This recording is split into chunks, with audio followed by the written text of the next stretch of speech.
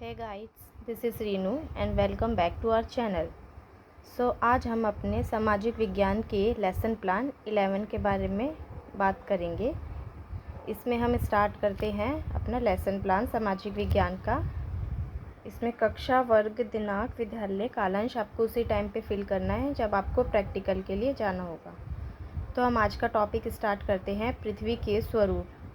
इसके सामान्य उद्देश्य है छात्रों में स्वाध्याय की भावना का विकास करना, प्राकृतिक संसाधनों का ज्ञान कराना, छात्रों को भौगोलिक सदस्यों से परिचित कराना। विशिष्ट उद्देश्य हैं छात्र छात्राएं पृथ्वी के स्वरूप को समझ सकेंगे, छात्र छात्राएं पृथ्वी के स्थल रूपों में होने वाले बदलाव के कारण को समझ सकेंगे।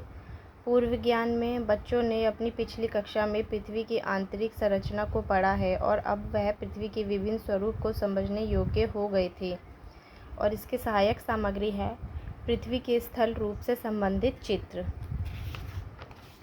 तो हम ये स्टार्ट करते हैं। इसमें है छात्र छात्राओं को अभिप्रेरित करते हुए उनके पूर्व ज्ञान को नवीन ज्ञान से जोड़ सकेंगे। शिक्षक छात्र छात्राओं को कविता का पाठ कराते हुए प्रकरण के करीब लाएंगे।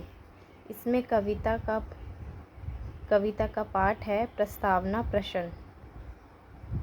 पर्वत कहत शीश उठाकर तुम भी ऊंचे बन जाओ, सागर कहता है लहराकर मन में गहराई लाओ, समझ रहे हो क्या कहती है उठ उठ गिर गिर तरल तरंग, भर लो अपने बिल में मीठी मीठी मृदुल उमंग, पृथ्वी कहती धैर्य न छोड़ो कितनी भी हो सर पर भार, नभ कहता है फैलो इतना ढक लो तुम सारा संसार।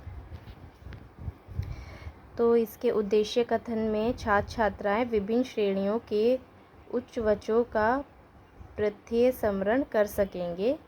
बच्चों, आज हम पृथ्वी के स्थल रूप का अध्ययन करेंगे।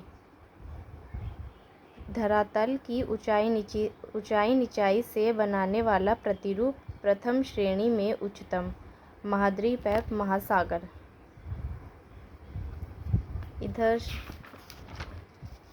और इसका सेकंड है द्वितीय श्रेणी में उच्चतम, पर्वत पठार और मैदान। तृतीय श्रेणी में उच्चतम, टीले, नदी, घाटी, डेल्टा। इसके विकासात्मक प्रश्न हैं बच्चों, आप उच्चवच में क्या समझते हैं?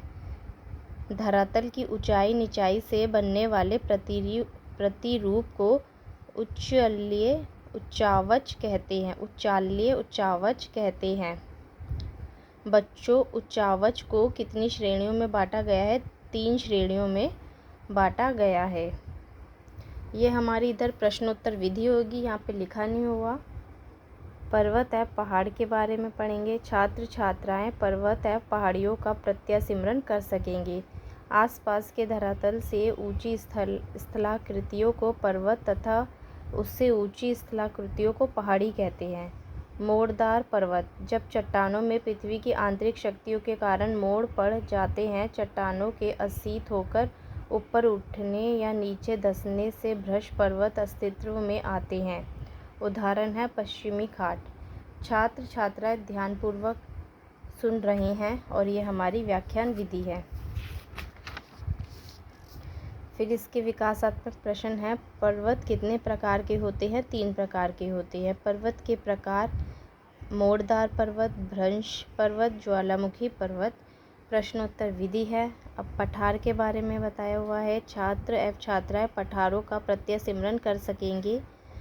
पृथ्वी पर अपेक्षाकृत ऊंचे एवं चौरस स्थल रूप पठार कहलाते हैं। ये पर्वत की अपेक्षा कम ऊंचे होते हैं, परंतु इनका शिखर छोटे छोटे उच्चावच में छोड़कर समतल एवं सपाट होता है। उदाहरण साइबेरिया का पठार, ब्राज़ील का पठार आदि। भूपटल पर समतल किंतु निचले स्थल रूपों को मैदान कहते हैं। उदाहरण हैं उत्तर भारत का मौसम, यूरोप का मैदान आदि।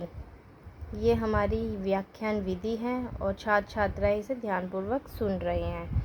विकासात्मक प्रश्न पूछेंगे। बच्चों, आप पठार से क्या समझते हैं? पृथ्वी पर अपेक्षाकृत ऊंचे एवं चौरस स्थल रूप पठार कहलाते हैं। बच्चों, मैदानी भाग से आप क्या समझते हैं? भूपटल का समतल बिंदु मैदानी भाग कहलाता है। इसका शामपट सारांश में उच्चावच पठार और भ्रंश पर्वत। ये आपको लिखना है। यहाँ पे लिख लेंगे कि बच्चे छात्र छात्राएं शामपट कार्य अपने नोटबुक में उतारेंगे। और इसको गृह कार्य में लिखना है। छात्रा अध्यापिका छात्रों से गृह कार्य उतारने को कहेगी। छात्र छात्राएं गृह कार्य को अपनी कॉपी में उतारेंगे। तो ये ब्लैक बोर्ड पे 2 क्वेश्चंस दिए हैं गृह कार्य के लिए। पर्वत के कितने प्रकार होते हैं? महाद्वीप एवं महासागर श्रेणी के उपलब्ध है। तो ये आपको ब्लैक बोर्ड पे लिख के दिखाना होगा गृह कार्य। इसमें 2 क्वेश्चंस दिए हुए हैं। अगर आपको मेरी वीडियो से अपनी फाइल्स बनाने में, अपने लेसन प्लान बनाने में हेल्प मिले तो प्लीज़ मेरी वीडियो को लाइक, सब्सक्राइब और शेयर कीजिए।